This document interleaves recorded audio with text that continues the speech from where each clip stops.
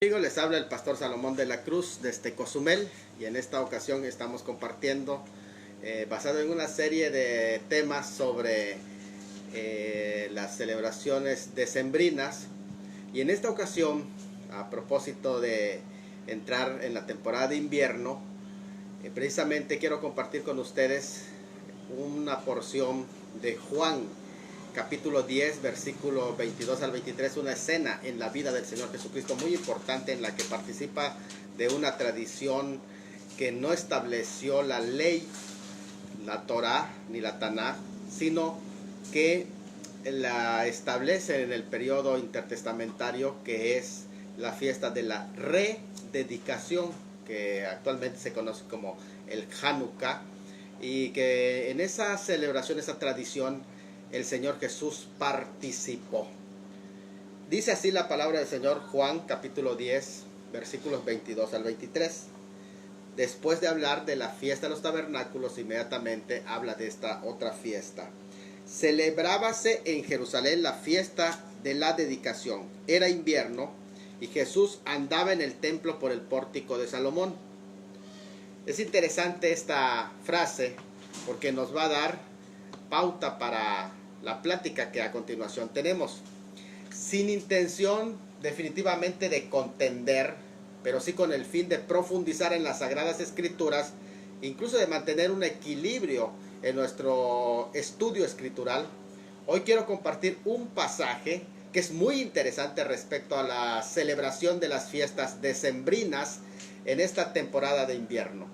Tristemente, me he topado con quienes, ya sea con el afán de preservar la sana doctrina o el fin de contender con respecto a días, se apasionan en la discusión y oposición de estas fiestas que de alguna manera son una tradición, sí, por el hecho mismo de que no hay un mandato, una prescripción escritural para observarlos. Incluso puede guardar cierto parecido y a veces coincidente con las fiestas de un dios pagano, que aunque debo advertir que todavía no se acuñaba en el tiempo de la celebración, cuando inicia la celebración navideña, no se acuñaba el calendario solar, el cual emerge prácticamente hasta el siglo IV después de Cristo, oficialmente como lo conocemos ahora. El que no exista, sin embargo, un pasaje prescriptivo, cuando hablamos de prescriptivo es como mandamiento, para observar ciertas celebraciones, la omisión misma, es decir, que no se habla, que no se menciona, no tiene fuerza, ya que lo mismo se puede exigir a quienes se oponen a la celebración. Muéstrame un pasaje donde se prohíbe exactamente la celebración navideña. No existe ni a favor ni en contra. Así que tenemos que partir de la misma base. Ni los que están a favor ni los que están en contra tienen base. Al final, entonces la omisión misma entonces no tiene fuerza, ya que lo mismo se le exige a los oponentes. Denme un pasaje directo donde se prohíba la celebración del nacimiento de Cristo. Pues para ambos grupos, ni para los que están a favor ni para los de contra, no hay pasajes bíblicos. Así que vamos a partir desde allá. El término mismo, Navidad, en el latín es natividad o nacimiento. Tiene un sentido muy indefinido y general, porque debe analizarse su uso semántico. ¿Qué quiere decir uso semántico? Quiere decir su uso en el contexto en el que tú lo estás utilizando. No está limitado pues a una cultura, a una práctica definida, como en el caso pues, exclusivamente para el paganismo, ya que el término nacimiento puede referirse al natalicio de cualquier dios pagano, pero también puede referirse a tu propio nacimiento o al nacimiento o la natividad de Cristo. Bueno, yo por ejemplo celebro mi nacimiento dando gracias a Dios porque Él me da la vida, según el Salmo 100 también. No porque me diga, ¿sabes qué? Tienes que darle gracias a Dios en cada cumpleaños. No existe un pasaje bíblico que me exhorte a eso. Y sin embargo también celebro el nacimiento de Cristo por venir a este mundo, aunque no exista la fecha.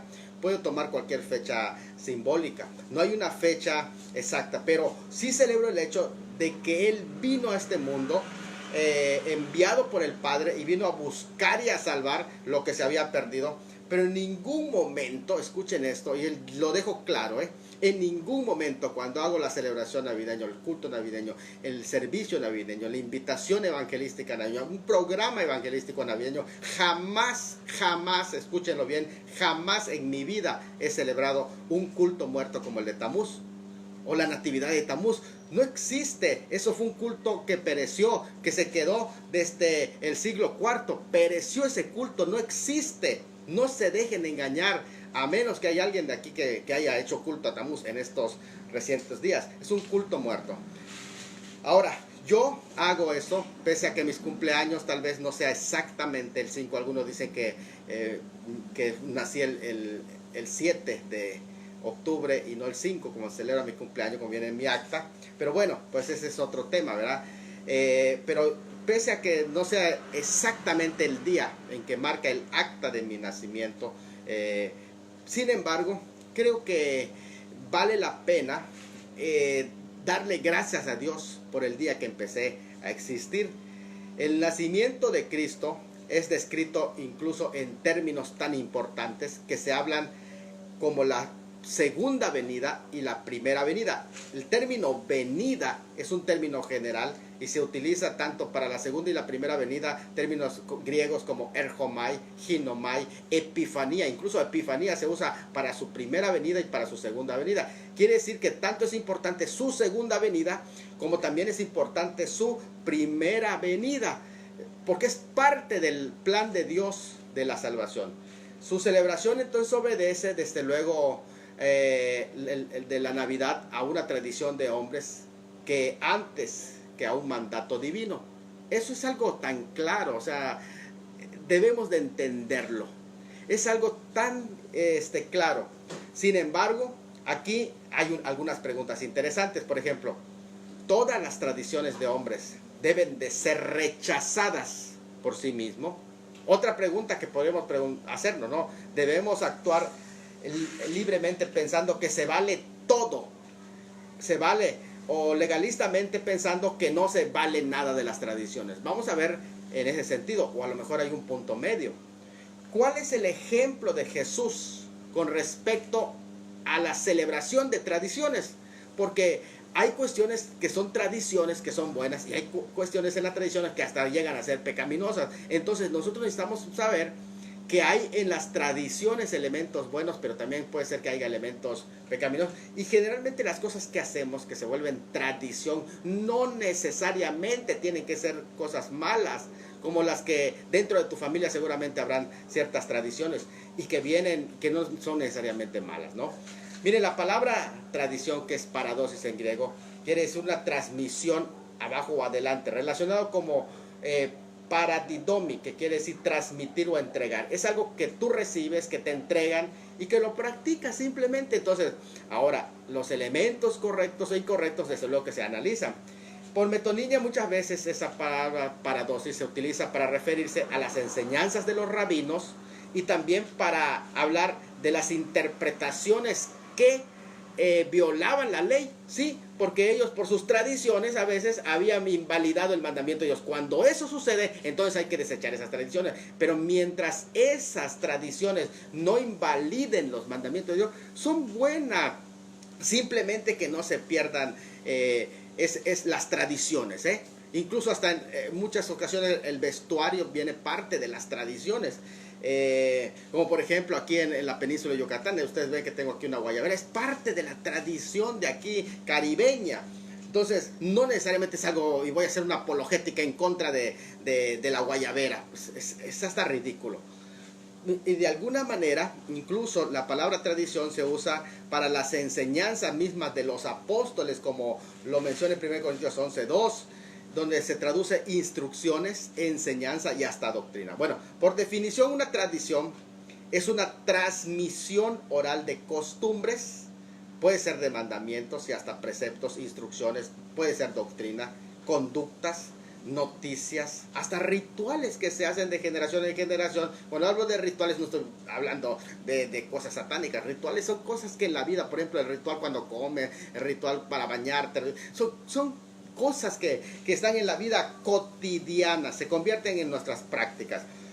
Sorprende pues saber que Jesús no condenó todas las tradiciones. Vuelvo a reiterar eso para que quede claro. Jesús no condenó todas las tradiciones. Si algunas las condenó porque contradecían la palabra de Dios. Oiga, pero no todas las tradiciones contradicen la palabra de Dios. Solo condenó aquellas que se oponían frontalmente a las Sagradas Escrituras. Condenó algunas tradiciones, pero otras incluso las celebró. Ustedes saben que Jesús tenía algunas tradiciones que, aunque no venían prescritas en la ley, él las practicaba. Por ejemplo, en Lucas 4:16 dice: entró en la sinagoga conforme a su costumbre. Es interesante esa frase, entró en la sinagoga conforme a su costumbre. Ahora, no dice conforme lo mandaba la Torá o la Taná. ¿Por qué razón? Porque no hay un mandamiento de ir a la sinagoga. ¿Por qué no había? Porque las sinagogas inician en el periodo intertestamentario. Es decir, ya cuando viene la diáspora, después de la diáspora, ya a través de Ezequiel empiezan a surgir los primeros indicios de la sinagoga. Así que no hay prescripción para ir a la sinagoga, pero dice, entró a la sinagoga conforme a su costumbre. No lo mandaba en ninguna parte del Antiguo Testamento, pero ¿a poco no era una buena costumbre ir a la sinagoga? Oiga, por favor. Además, el punto que vamos a tratar ahora es que él celebró en Jerusalén la fiesta de la rededicación, que tradicionalmente se le llama Hanukkah, que por cierto ahorita ya estamos en la semana de Hanukkah, que no habla el Antiguo Testamento, sino que fue introducida por los rabinos en el periodo intertestamentario también. Ahora, desde luego que esto tiene un contexto que vamos a analizar un poquito más adelante, porque coincide con la fiesta de la dedicación, pero que no es esta la que se menciona. Aquí se le menciona la fiesta de la rededicación. En el pasaje que vamos a analizar con detalle, entonces se está mostrando una tradición que introdujeron los rabinos y que el Señor de alguna manera participó en esa fiesta, aunque según algunos esta coincidía en el día de la dedicación del primer y segundo templo, pero no se celebraba como a partir del evento recordado en los días de los macabeos, ni había ninguna prescripción, un mandato bíblico para celebrar el Hanukkah. No sabemos cuánto tiempo transcurrió entre los versículos 21 y 22, pero del capítulo 10 de Juan se había hablado de la celebración, un mandamiento en la celebración que se llama la fiesta de los tabernáculos. Pero después en los versículos 21 y 22 se está hablando de otra celebración que no aparece ahí en ese pasaje. Bueno, por allá tenemos a unos hermanos que están saludando. Hermano Antonio Camacho, Dios te bendiga. Mi hermano, te mando un abrazo. Y también tenemos a nuestra hermana Marta, que está ya conectada. Dios los bendiga. Todos otros hermanos que ya están ahí presentes, Dios los bendiga. Estamos hablando de esta tradición del Hanukkah, que por cierto el Señor participa, y no había un mandato bíblico en todo el Antiguo Testamento para la celebración del Hanukkah, y eso nos llama muchísimo la atención, porque es una tradición de hombres, de los rabinos, quienes lo introdujeron por una buena razón, como nosotros celebramos aquí el 16 de septiembre, que es una fiesta nacional de independencia, y no necesariamente tiene que ser satánica o condenar todo ese tipo de situaciones, ¿no? Entonces, interesante, no hay entonces el versículo 21 y 22 una distancia como más o menos como de 2 meses entre el versículo 21 y 22, que va desde la fiesta bíblica de los tabernáculos, que es octubre y noviembre, hasta la celebración tradicional judía del Hanukkah, que en este caso caía en diciembre. Por cierto, alguna vez es mencionada en la Biblia ese evento. También tenemos a nuestro hermano Efrén Luna, dice Dios le bendiga, hermano Salomón. También a usted, hermano Efrén, Dios te bendiga, gracias por estar viéndonos en esta hora. Estamos hablando de una tradición que introdujeron los rabinos y que el Señor Jesucristo participó de ella al final, aunque no tenía una prescripción o un mandamiento. También está nuestra hermana Angélica Delgado, Dios la bendiga, también la apreciamos muchísimo, y ya están aquí participando en este video estudio. Durante este periodo que se llama intertestamentario, entre los dos testamentos, que para que más o menos sepas dónde está ubicado, cuando abres tu Biblia, entre el Antiguo y Nuevo Testamento hay una hoja en blanco. Son 430 años que hay de silencio. En ese periodo sucedió esta historia que les voy a contar. Durante este periodo intertestamentario, nuestro Señor permaneció prácticamente en este periodo de los versículos 21 y 22, cuando se celebra esta fiesta. el Señor permaneció en Jerusalén esperando la celebración de la dedicación de las luces, como una fiesta muy especial, lo cual es descrito con una epicrisis, que quiere decir que se describe una frase que muestra que hay algo más profundo que aparece en la superficie. Es decir, muestra la fiesta, pero él quiere mostrar algo más allá que hay en la profundidad, de lo cual vamos a hablar. Cuando dice, se celebró por entonces la fiesta de la rededicación en Jerusalén. Con ello está mostrando que Jesús no se había ausentado de Jerusalén luego de la fiesta de los tabernáculos, sino que esperó esos meses, se quedó en Jerusalén hasta la próxima celebración, que era el Hanukkah. Es decir, él se quedó a esperar esa fiesta, y eso llama muchísimo la atención. Si no estaba mandado en la ley, no estaba mandado en la Tanaj, entonces en todo el Antiguo Testamento no estaba mandado, y él se quedó a esperar esa fiesta. En el pasaje a considerar entonces se mira el aspecto humano de Jesús, su aspecto social, la inteligencia cultural de Jesús como un ejemplo en la observación de aquellas tradiciones sanas, en las que, pese a no tener un mandato o prescripción escritural donde diga observen el Hanukkah o se van a reunir, no hay, pero no contradice ninguno de los santos principios. Hasta puede fomentar oportunidades de convivencia y de contacto evangelístico, como él hace uso en la fiesta de las luces. Cuando estuvo la fiesta de las luces, se paró y dijo, yo soy la luz del mundo. Es interesante eso, ¿no? Analicemos este pasaje con el ejemplo de Jesús respecto a la observación de algunos tipos de tradiciones que, aunque no están prescritas, es decir, mandadas en pasajes bíblicos de mandamiento, pero participó el Señor. Me parece que lo primero que debemos encontrar es que la celebración de una fiesta tradicional no requiere un mandato bíblico para que sea aceptable. O sea, no todo tiene que aparecer en la escritura como un mandato, ¿eh? Hay elementos en los que nosotros tenemos que hacer uso de la sabiduría, del discernimiento, de la lógica, de la razón que el Señor nos tiene dado, del sentido común. Es importante, la Biblia nos los dio para nuestra guía espiritual, pero hay cosas que tenemos que hacer uso del sentido común. Dice, se celebró por entonces la fiesta de la rededicación.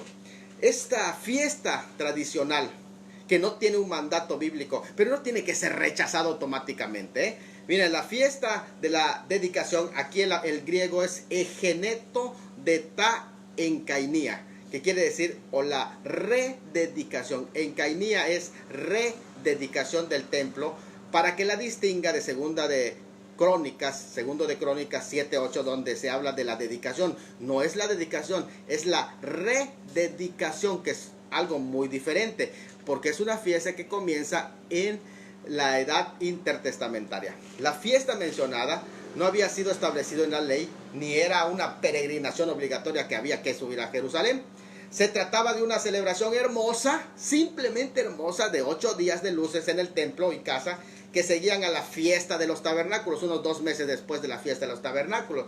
Sin embargo, esta celebración anual se recordaba la dedicación, como dijimos, en Cainía, que quiere decir la nueva dedicación.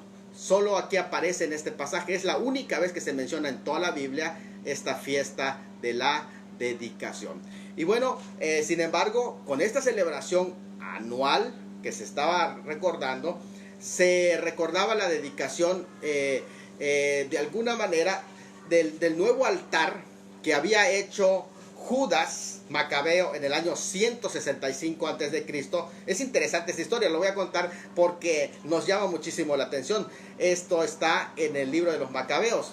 3 años después de la profanación que se dio en el año 168 a.C. por Antíoco Epífanes. Acuérdense de ese rey impío que entró y que de alguna manera, aunque no está, vuelvo a reiterar, en la Tanaj, pero son libros históricos, y aunque no son libros inspirados, sí son útiles, pues nos hablan de milagros, de la guerra y también del aceite, que vamos a estar viendo que es también una de las tradiciones o mitos que se dio con respecto a esta fiesta. Algunas veces se le llama la fiesta de las luces, pero su nombre en hebreo, que es Hanukkah, es Hanu, rededicación, y K, 25.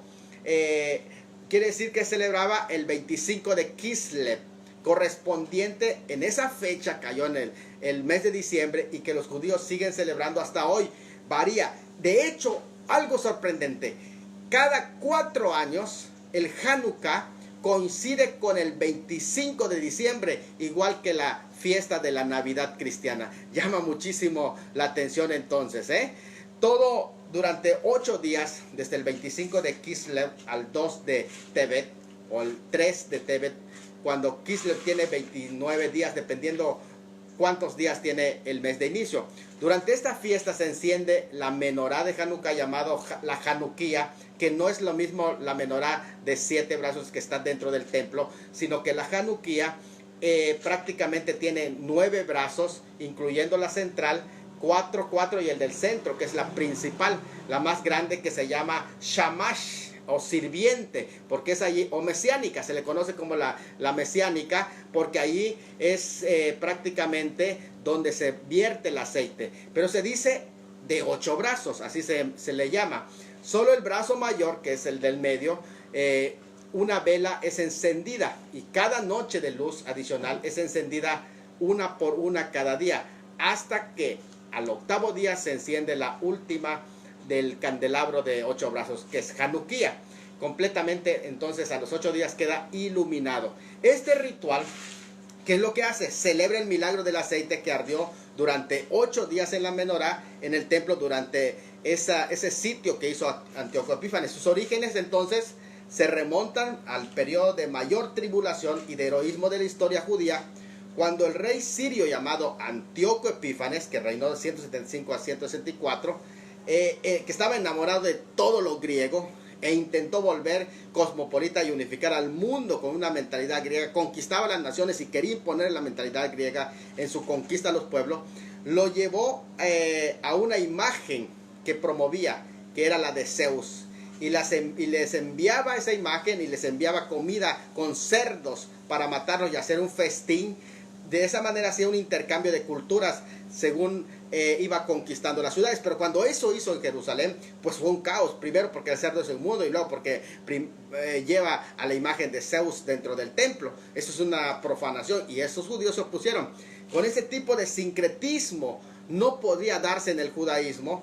Entonces ellos prácticamente lo que hace Antíoco Epífanes es decide eliminar la religión judía, porque al intentar introducirles en la Tierra Santa la vida, el pensamiento, la religión y los dioses griegos, pues el principio lo hizo al principio en forma pacífica, pero después con la resistencia chocó prácticamente en esa cultura. Entonces se introdujo una crisis en el año 170 antes de Cristo, y atacó a Jerusalén para destruirlo, y se registra, según los historiadores, que 80,000 judíos y otros más fueron vendidos como esclavos, y les robaron prácticamente 1,800 talentos de plata, que cada talento, recuerden que equivale a 21.600 gramos de plata, del tesoro del templo. ¿Quién era hallado durante ese periodo de tiempo con un ejemplar de la Torá, estudiando la Torá, o quien circuncidaba a un niño, se le castigaba con muerte, y a la mujer que lo hacía se le crucificaba junto con su hijo? Esto fue algo tremendo. Entonces los atrios del templo fueron profanados, convirtiéndose en cámaras, en prostíbulos, y Antíoco dedicó el gran altar de los holocaustos a Zeus olímpico, y a ofrecer sobre él sacrificios de puercos a los dioses paganos griegos. Entonces, bajo el liderazgo de un anciano llamado Matatías, de la familia de los Asmoneos, los judíos libraron una guerra de guerrillas contra Siria, conocida como la insurrección macabea, que tuvo lugar prácticamente en el 166 al 142, y que logró libertad de la dominación siria y la recuperación del templo en 164 antes de Cristo. Y eso justamente fue el 25 de Kislev, que prácticamente fue el 25 de diciembre en esa ocasión, cumpliéndose ahí mismo la profecía de Daniel sobre las 2300 tardes y mañanas de Daniel capítulo 8, que no tiene nada que ver con la interpretación histórica que dan los adventistas, porque están totalmente errados y equivocados.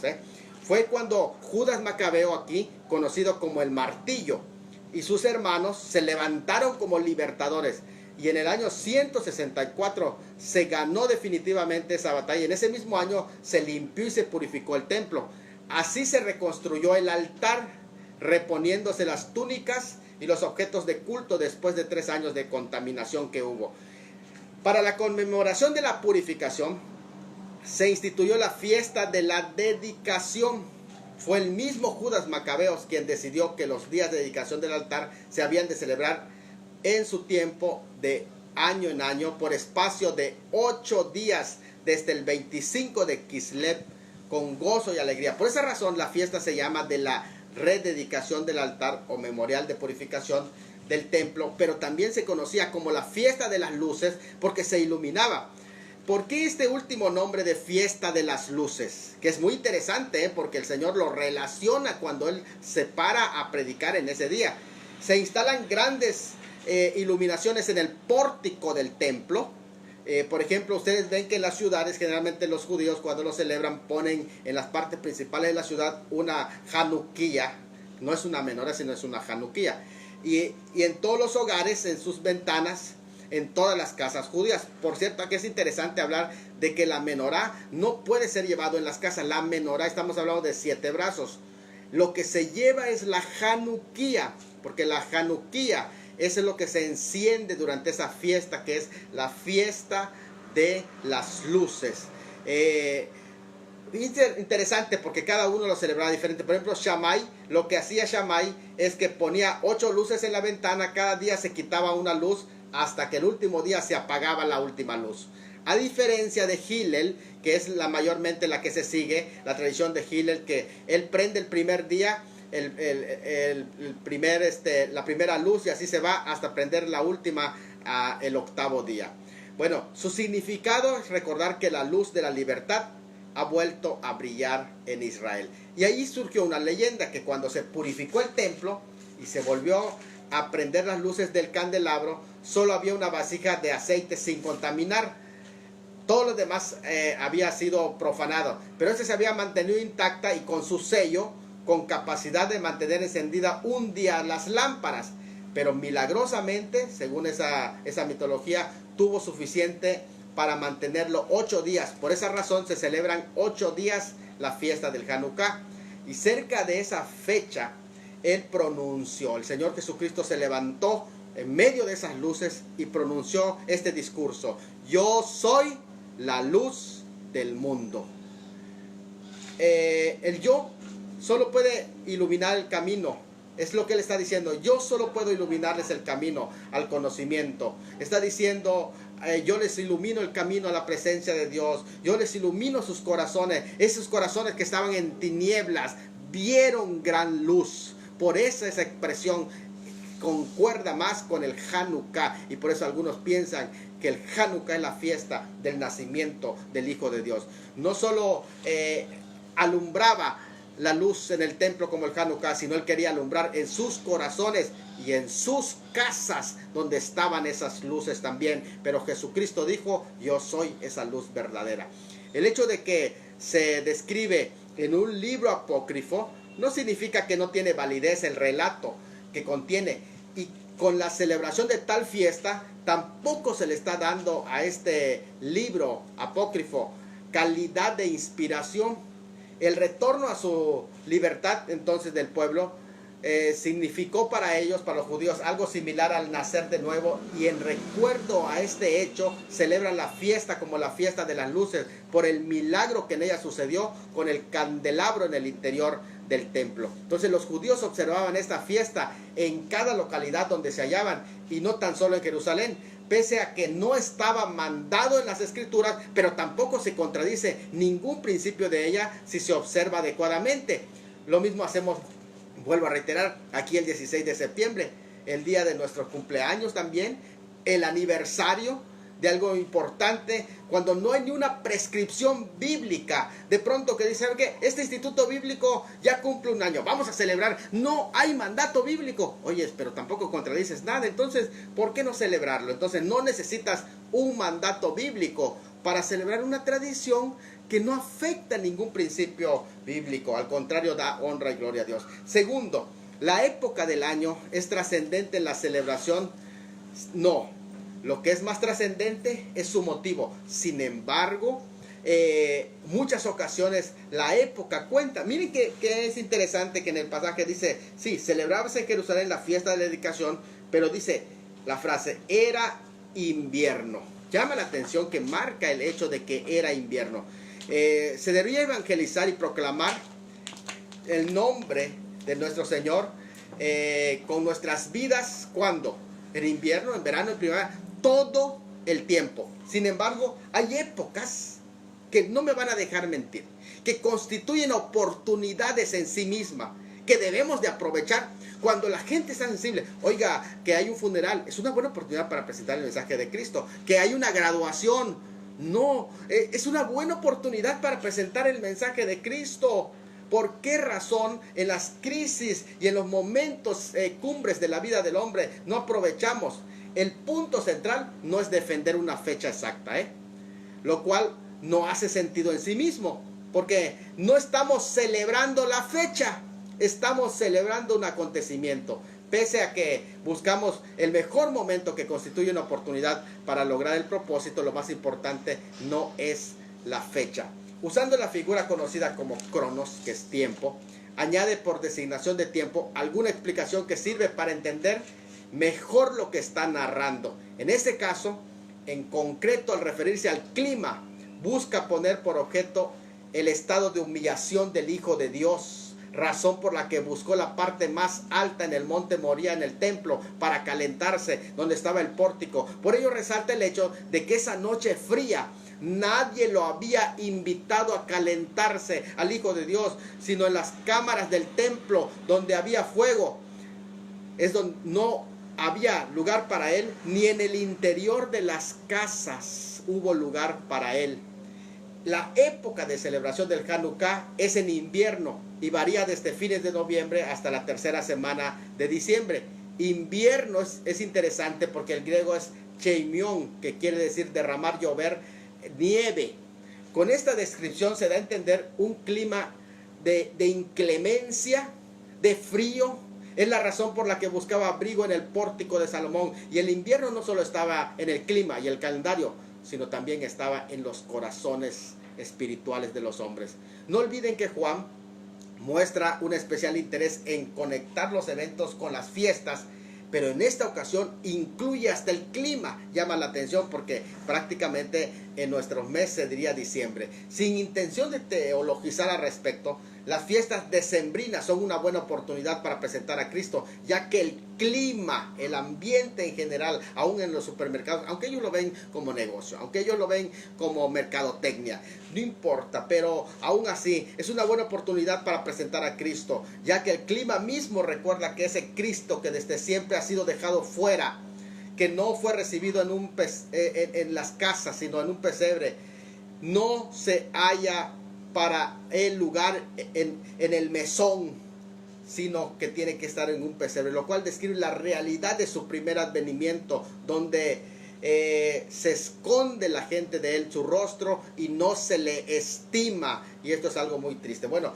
pese a que el ambiente de esta época se permea de sensibilidad para compartir la palabra de Dios, lo cual debe darnos focos de alerta, de discernimiento espiritual, tal como Juan tiene cuidado de hacer notar el clima de ese mes. Nosotros debemos discernir el clima espiritual del ambiente a la época muy propia para compartir la historia más bella jamás contada, que es la primera venida del Mesías como Emmanuel, Dios con nosotros. Dios te bendiga, mi hermano Milton. Que es interesante este pasaje. Su primera venida no fue celebrada hace 2000 años, lo cual revela el descarado rechazo del que fue objeto, y hoy algunos cristianos todavía se niegan a celebrarlo, siguen rechazando su primer venida, siguen rechazando el momento de su encarnación. Sigue el invierno en muchos corazones. Era invierno, dice el escritor. Hay otra cosa que debemos de poner en cuenta. Podemos participar de costumbres y tradiciones incluso solo para divertirnos, aunque no tengan propósitos religiosos, aunque no sea algo así como espiritual. Vean que dice, me llama mucho la atención el versículo que es el 30. que aparece en este pasaje. Estamos en el 10:23. Y Jesús andaba en el templo por el pórtico de Salomón. Noten esa parte. Y Jesús andaba en el templo en el pórtico de Salomón. Esa parte es muy importante. Estoy en el versículo 23. Pese a que el templo era visto como un centro religioso del pueblo hebreo, y el pórtico del templo, que estaba afuera, podría tener otros usos, no meramente eran religiosos, sino que a veces eran didácticos, donde enseñaban los maestros de la ley a sus alumnos, o de simple distracción o esparcimiento, gente que iba a pasear solamente al pórtico y a divertirse, aunque los escribas, vuelvo a decir, que usaban para enseñar a sus discípulos. Esto nos lleva a concluir algo interesante, que Jesús no solo se ocupó de acciones religiosas, sino de aquellas que tenían fines meramente recreativas, que son tradiciones humanas, simplemente. Porque fíjense, el término pórtico, es interesante que veamos eso. Dice que estaba en el pórtico. Pórtico era una columnata cubierta o corredor de columnas en el interior de la muralla oriental de Salomón. Era el área oriental cubierta adyacente al templo de Herodes. Era una parte dejada intacta por los babilónicos, que sobrevivió hasta la destrucción en el año 70 por Tito. Posiblemente cuando Juan contaba ya esta historia, esa ya no existía, porque recuerden que él es el último evangelio que se escribe. La parte exterior del templo tenía pórticos en los 4 costados. El pórtico de Salomón era largo corredor cubierto ubicado en el lado oriental del templo, conocido como el pórtico real o el pórtico del trono, con 4 filas de pilares, y en esos pilares hay prácticamente un techito. Nosotros aquí le decimos un tinglado, ubicado en el lado oriental. El pórtico era llamado de Salomón porque la gente pensaba que contenía restos del primer templo de Salomón. Siendo semicircular, proveía protección de las lluvias invernales, así como de las fuertes dadas del sol en verano.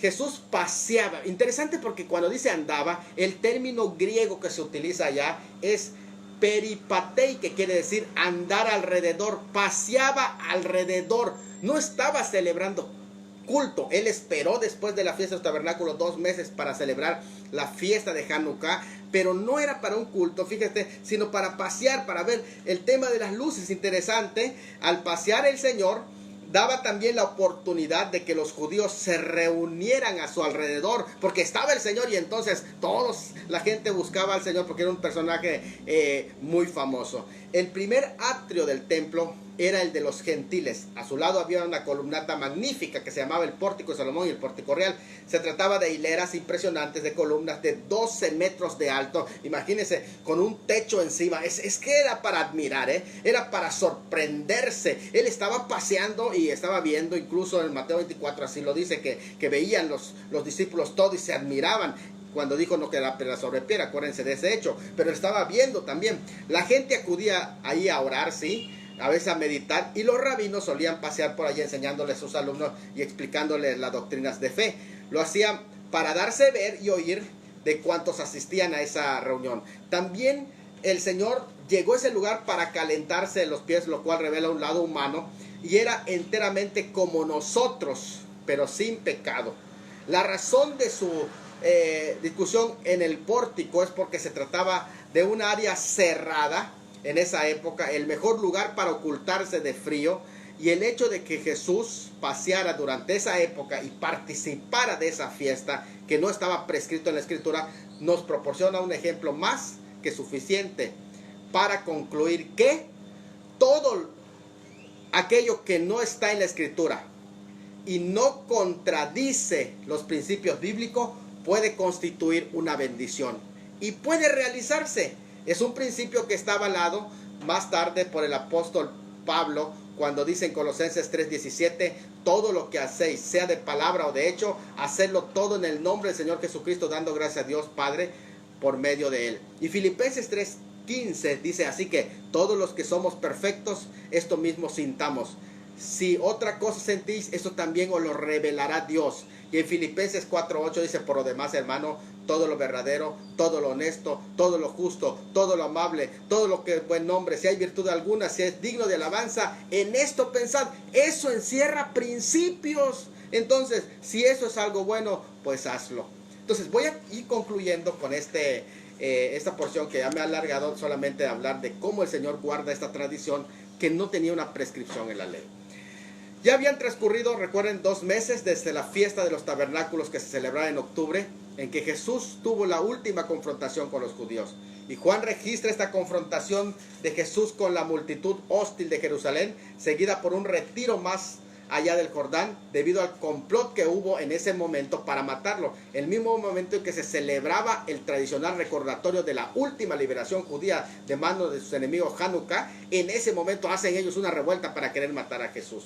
Algunas tradiciones de hombres tienen aspectos negativos y hasta diabólicos, pero otras no, siempre y cuando no invaliden la palabra de Dios. Así, muchos de los cristianos nacieron en un día cuando los paganos celebran un santo, no sé, el santo determinado, y con ello no dejan de darle gracias a Dios ese día cuando cumplen año. ¿Por qué? Porque no le interesa si nació un santo. Ellos no dedicaron eso, ellos quieren darle gracias a Dios. Hay muchas tradiciones que celebramos no por el hecho de que hay prescripción o mandato bíblico, sino porque no atentan contra principios escriturales. Dios no me ordena festejar mi cumpleaños, el cumpleaños de mis hijos, pero lo celebramos al considerar cuánta importancia tiene para nosotros este hecho de su nacimiento, y estamos agradecidos con Dios. Miren, la misma fiesta de Purim es una celebración no instituida por Dios, sin embargo es un festejo que celebra o conmemora la salvación del pueblo judío de manos de Amán. Al reunirse los domingos es una tradición de los primeros cristianos que adoptaron ellos, que aunque no era un mandato, sí era una buena tradición y los mantuvieron como costumbre, como lo dice 1 Corintios 16:2. Algunos nombres mencionados en la Biblia, escuchen esto, tienen origen pagano. Y sus cumpleaños en el calendario romano seguramente celebran un ídolo. Los días de la semana son paganos, se dedican a cada astro por motivos astrológicos. Pero los cristianos no tenemos que inventar nombres para nuestros días por ese motivo y decir, vamos a cambiar los nombres de los días porque todos son paganos. Vamos a cambiar los nombres de los meses. Voy a cambiar mi nombre porque ese viene del paganismo. No.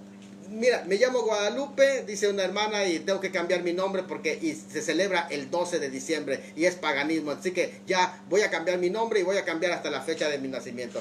Bueno, realmente no se puede cristianizar todo, pero sí se puede hacer algunas cosas, ¿verdad? Tampoco se puede paganizar todo, como por ejemplo lo que mencioné, o nació el 1 de noviembre, el Día de los Muertos, y no voy a dar gracias a Dios en mi cumpleaños porque fue el 1 de noviembre.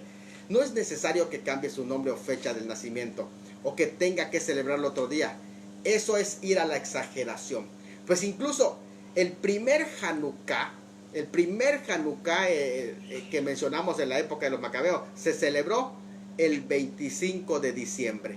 Nadie sabe con seguridad la fecha del nacimiento de Cristo, debido a que no nació en un hospital, y se cumplió que Isaías 53, 2 al 3, donde dice que sería rechazado, despreciado en su primer venida, y del desprecio que tendría en su primer advenimiento es la razón de que se rechazó su llegada. Sin embargo, tampoco sabemos la fecha de la segunda venida de Cristo, y de igual modo lo recordamos conmemorativa en la Santa Cena. Así que no me interesa, yo no sé la fecha de la segunda venida de Cristo, pero igual la celebro en la Santa Cena. Ahora, no sé cuándo exactamente nació, pero igual lo celebro en esta Navidad. Que Dios te bendiga y un abrazo, mi hermano.